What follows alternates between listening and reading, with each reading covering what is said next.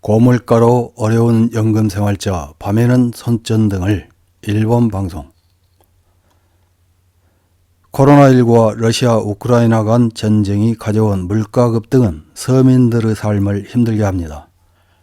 어느 한 분야만의 물가 급등이 아니라 휘발유, 전기, 도시가스, 식품 등 서민생활과 관련된 전 분야에서 급등하고 있습니다. 이런 상황은 일본도 마찬가지입니다. 이렇게 외부 요인에 의한 고물가는 수입품에 의존할 수밖에 없는 일본에게는 더욱 치명적입니다. 어떻게든 고물가를 억제하려고 안간힘을 쓰지만 아직까지는 별다른 효과가 없어서 수입을 얻는 수단이 한정된 연금생활자들의 삶은 더욱 힘들어집니다. 그 중에서 생활보호 등 지원을 받는 고령자가 문제입니다. 그러다 보니 고령자 중에서 범죄를 저지르는 경우가 많은데 그중 가장 많은 범죄가 절도라고 합니다. 일본 법무성의 2018년 판 범죄 백서에 따르면 고령자의 형법 위반 사범 검거 인원수는 46,000명입니다. 이 중에서 절도범의 경우 전 세대 평균은 30.8%이지만 65세에서 69세의 고령자는 43.1%, 70세 이상은 64.6%입니다.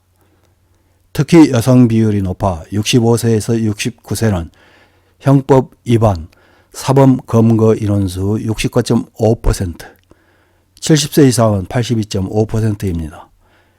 이들의 범행 동기로는 돈을 내고 싶지 않다가 33%, 생활 공공이 30%로 경제적인 문제를 들고 있습니다. 노후가 길어지면서 비록 충분한 여유가 있더라도 돈이 점점 줄어들자 전략하기 위해 범행에 이르게 되는 경우도 있다고 합니다. 일본인의 급여가 오르지 않는 것이 자주 화제가 되고 있지만 이대로라면 생활고를 겪는 고령자는 더욱 늘어날 것으로 예상됩니다. 2022년 9월 후지뉴스 네트워크 프라임 온라인에서는 밤에는 손전등 생활, 연금생활의 어려운 현실이라는 제목의 방송을 했습니다. 방송을 보면 연금의 현실을 알아보기 위해 길거리에서 지나가는 노인분들을 붙잡고 지금 받고 있는 연금액이 얼마인지 묻고 있습니다. 80대 할머니는 6만엔 정도, 또 다른 80대 할머니는 20만엔 정도이며 70대 할머니는 9만엔 정도, 또 다른 70대 할머니는 5만엔 정도라고 답했습니다. 20만엔 정도 받는다는 80대 할머니를 제외한 나머지 노인분들은 모두 10만엔 미만입니다. 이들의 연금액은 집세와 관리비 등의 지출을 하고 나면 거의 쓸 돈이 없을 정도입니다.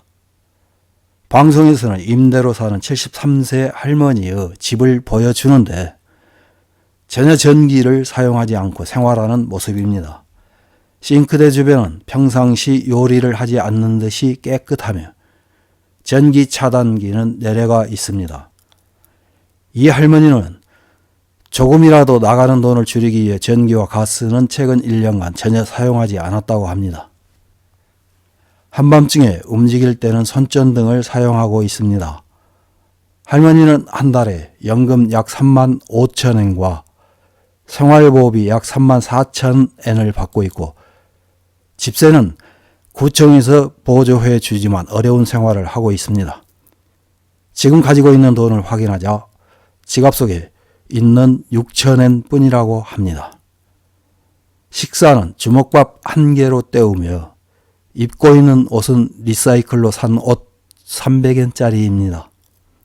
이 할머니의 소원은 여행 한번 가는 것입니다.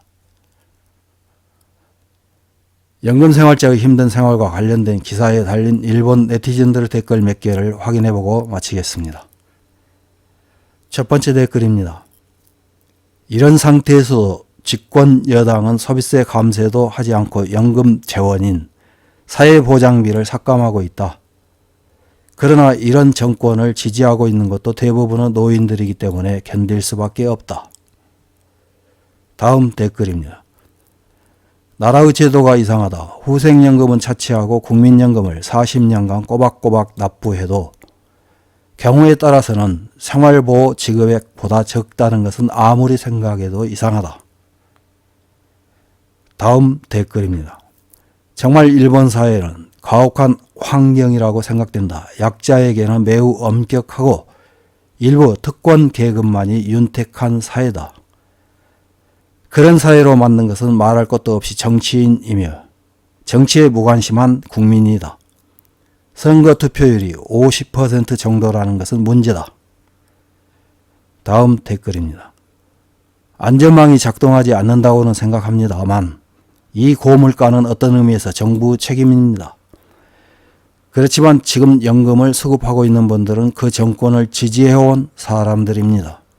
아니면 선거조차 가지 않았던 사람들일지도 모릅니다. 선거에 가지 않는다는 것은 그때의 정권을 지지한 것과 같은 것입니다. 다음 댓글입니다.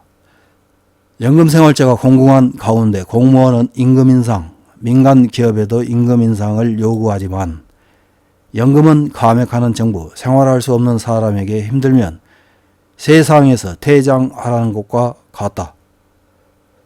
다음 댓글입니다. 오랫동안 자민당 정권을 지지해온 벌을 받을 때가 왔네요. 나도 20년, 30년 후에 고이즈미 정권이나 아베 정권을 지지한 세대로서 벌을 받는 날이 옵니다. 유감스럽지만 틀림없이. 이상입니다.